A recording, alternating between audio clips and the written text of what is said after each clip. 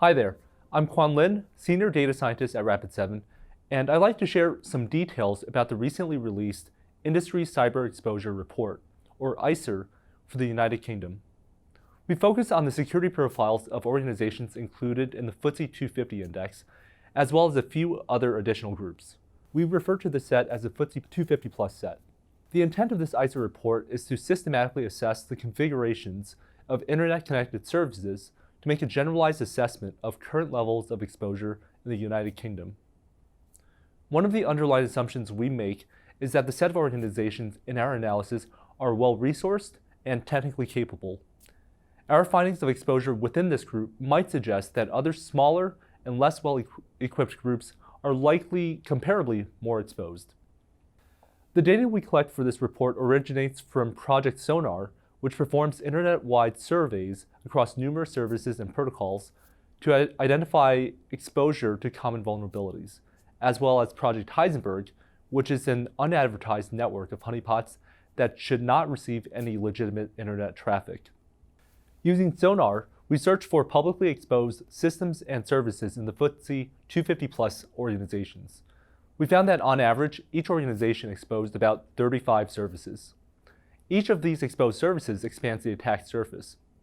When we segmented the data, we also found quite a bit of variation of degrees of exposure across different sectors. Now, phishing remains one of the most commonly leveraged attack vectors. One method to minimize the threat of phishing is to utilize domain-based message authentication, reporting, and conformance, or DMARC. DMARC allows organizations to signal when emails originate from authorized senders and to manage malicious emails. We can examine DMARC records to determine if organizations are in fact using DMARC. Our analysis revealed that 70% of the FTSE 250 Plus have not implemented DMARC in any form. In another thread of analysis, we found that 17% of the FTSE 250 Plus did not automatically upgrade HTTP requests to the more secure HTTPS variant. This potentially leaves visitors exposed to person-in-the-middle attacks. There are a number of issues with this, but one particular issue is the General Data Protection Regulation, or GDPR, does de facto impose an expectation that data transmissions are secured. Allowing visits using HTTP instead of HTTPS potentially allows for unsecured data transmissions. By examining Heisenberg data, we found evidence of quite a few connections originating from various sectors of the FTSE 250 Plus set, a situation that should not be manifesting unless there are cases of system compromise or misconfiguration.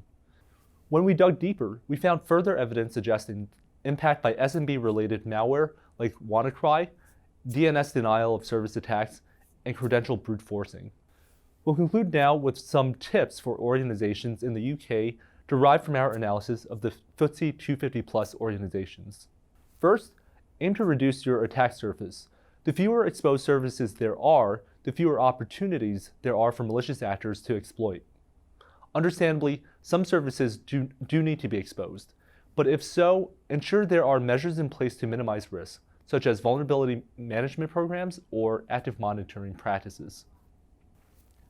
Second, given the persistent prevalence of phishing, we suggest that organizations implement DMARC as a means to minimize the danger posed by phony, fishy emails.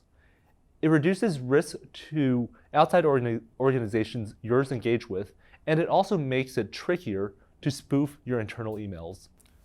Third, check that visits to your domain are automatically upgraded from unsecured HTTP requests to the more secure HTTPS variant. It's both good practice and necessary for GDPR compliance.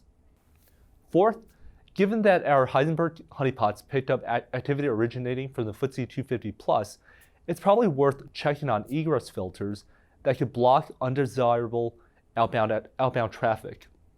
We covered a lot in this brief Whiteboard Wednesday, but there's still plenty more detail in the full ICER report. Hop on over to our website at rapid7.com if you're interested in seeing the complete ICER UK report. If you have any questions, feel free to contact us by email at research@rapid7.com. Hopefully some of these tidbits are useful to you. We wish you luck in better securing your organization.